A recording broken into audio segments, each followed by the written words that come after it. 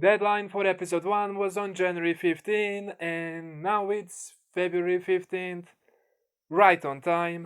We started the season off by becoming a mama of slime babies, but I don't know where they went. I went mining, these are my first diamonds, my second diamonds, my third diamonds, fourth diamonds, fifth diamonds, you get the idea. If we trend the peak, we are hoping for the maxed out peak straight out of the way, but we are missing efficiency. Another enchant and we fixed it. Just give me a fully maxed out fortune pick now. Thank you, game. Does fortune really make a difference? If we mine, 6 diamonds, we're going to get 10, so we almost doubled that, not too bad. While I was mining for diamonds, I found the lowest spawner I ever found on level 13, let the skeletons fight it out, took care of the last guy, and almost died by Badnewzboys from a zombie spawner nearby, gave MG your sick pick and started working on the double spawner. And if I did everything correctly, when we put the water bucket in the corner, it should flow the zombies all the way down and get them to one hit kill. Come on, we need some test subjects going there, thank you, I'm not gonna test it myself, I actually had to raise this by 1 block since they were dying, but while I was setting up this zombie and its skeleton spawner, I remember there is netherite in the game. Spoiler alert, I kinda lost the footage of that. After that, I let the creeper accidentally blow up Mustang's egg farm with a bunch of chickens, so like any other good citizen, I offered to help, just not in the way she thought I was going to. You shall not pass. Come on, chickens, resist the temptation, resist the seed. Don't worry, I'm gonna save you. Oh, I'm gonna push one in. No, I'm gonna save you later, don't you worry. What do you want me to do? I can't let my friends die. With all that excitement, I laid an egg and kinda turned it into full armor and tools. Don't judge me. After this, I started working on our first shop. As you can see, there is a lot of blocks involved, so some of you can probably already guess what is it going to be. I wanted to add some decoration, so I added a little flower. This is another part where I lost a bit of footage, but I wanted to add some additional mushrooms, so we went for the brown mushrooms since we already made them, and some vines. By vines I mean leaves, and this is our first shop on the server, and I'm pretty sure the actual first shop on the server as well, which is going to sell logs. Making the shop is the easy part, supplying the logs is gonna be the hard one. So we started with spruce since it's the most loud one and probably the easiest one to get. I need a break with redstone. Okay, we made 1 0T cactus farm, and by 1 of course I mean 2, and I met an unkillable cow, which was a pretty nice find, replacing one of the cacti farms for a 0T bamboo farm to make room for some XP banks. Dealing with furnaces, I thought why not just make a super smelter. Unfortunately, not going to be the biggest thing, but if we throw some items on the ground, just kinda jump, it should assemble itself. Of course, this is not the biggest super smelter I ever made, it's only 64 block super smelter, but we went to give some gifts to MG. After that, Jin invited me to check some of his place, and one thing led to another. We destroyed a mountain with TNT, and I made him a waterfall, with fishes included. After that, we started working on a pet and met our good friend Robert Downey Jr. Of course, we had to go and finish up the pets, which was kind of a pain, since a fish C5 kinda makes a lot of ghost blocks with the dirt. After this, I started working on another shop, not for the profits, but just because I made it in creative testing world and I thought it looked funny. I mean, if something looks funny, you just have to make it. Couple of the knobs over here should finish up our second shop, and it's gonna be a cookie monster grill, a full shop. I'm pretty happy with it because how silly it looks. I fought some wither skeletons, got 3 skulls, and Jax offered to help me fight a wither, so of course we trapped it and made a crucial mistake of forgetting how OP the wither is in Bedrock, and we totally didn't die 3 times in a row, needing the server owner's Centronet aka toilet to take care of him. I was buying some books to kinda replace the armor, and I also bought 20 books for Mustang and threw a stack of diamonds for her for any books that were missing. Got a double chest worth of every log except the nether one since that's such a pain. After all that excitement, I just wanted to settle down and do some building, starting a village of my own. Honestly, I wasn't planning on this, so I'm not going to show a lot of stuff and building on camera, since it is kinda hard to show building on camera when you don't know what you're doing. So I'm probably going to do a lot of the work of camera and just kinda show you the finished product. Don't worry, I'm gonna be doing a lot more progress updates later on, but we got our first upside down house, and every upside down house needs an upside down tree. We got the toilet here, the server opener. Of course, this is where the books and a stack of diamonds went in. Then I found out that one of our server mates, old guy, hurt his foot, so I made him a giant diamond foot to make him feel better, got some more presents for Mustang, and went to help Jin with a creeper farm. You can see this time lapse is pretty cool. This is the first one you're going to see on my channel, and courtesy of Jin. After that, Callie came to visit, and I got her some presents, some W's. Unfortunately, the one I'm standing on doesn't come pre-assembled. I made the floor and got some presents for Voided and Gal as well. You can see the pictures right here. Hopefully I'm not spoiling anything. Then I went back to our village to do some work and I kinda got carried away. I'm going to show you everything from scratch, going from things that I built. Of course, remember the original house. This is the second house that I built. The third thing that I built is this little tree right here. Then the fourth thing that I built was an upside down gold mine, and I just love those little pockets of gold. I think it turned out really nicely. Of course, we needed to add a minecart with gold.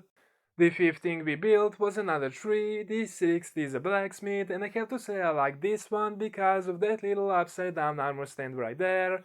Of course, we have some smoke coming from the chimney, and my favorite thing of them all, the favorite thing I built so far in the season, is upside down toilet, aka this server owner. You can see he looks kinda dipped in bird poop, but every time he thinks bird poop comes down, I collect it and kinda use it to poop on him. So it's a win-win. We built another house. This one is pink because I just want to use every color. And finally, we built a tornado. I mean a fountain. Come on, that fountain looks like a tornado. This guy is another one of my favorites. We have a guy sitting over here in an upside down swinging chair, holding a head of the toilet, looking at the toilet himself. I just thought it looked really cool, and of course there's a lot more decorations that I need to add, something like a simple pet, so let's try this one more time. Drop some items on the ground, jump, and works every time. I did add a couple more blocks than I did originally when I threw them down, but we are starting over here at the tornado, I mean a fountain. You can see the path is really simple. We are using a combination of some concrete powder, coarse dirt, and some buttons.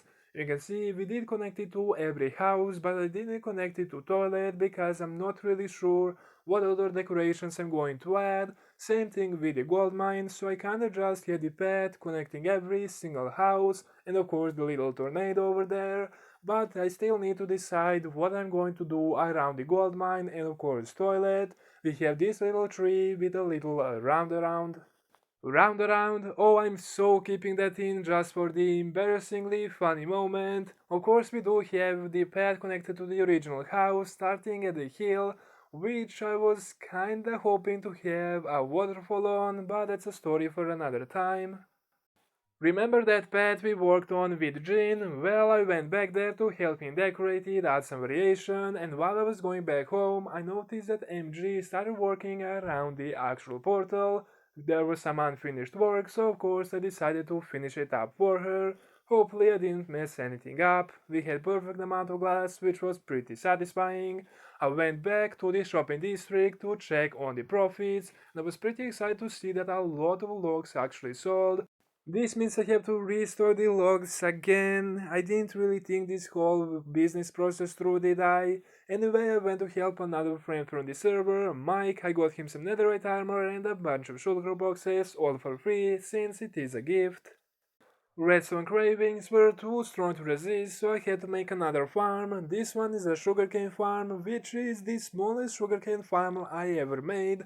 Last one I made was producing 1 million sugarcane per hour, although they were all zero tick, but I just wanted to make something that was in line with the actual zero tick farms that we have over here, so the sugarcane farm was born. I'm not really sure if I'm going to make it bigger since I don't really need the sugarcane or paper right now. Then I found out that my horse, although can only jump 3.5 blocks, combined with his speed, is insanely good jumper. He can probably even fly better than I do, so of course I had to test the limits. I climbed up to the tallest building that MG has made, and surprisingly, we made another insane jump. Yes, if we can jump from the tower to this house, of course we can jump from house to another one. This is just too much fun. Horsing around has to be the funnest thing I did on this server so far. After that, I helped Jin make another house, and of course a town hall, but the footage broke, so you're just gonna have to trust me on that one. Day after this, I went to help him in the mining desert to gather some sand and sandstone, and while we were going back, we decided to fight the ender dragon, so we killed the dragon once, twice, 3 times, 4 times, oh that's just bad.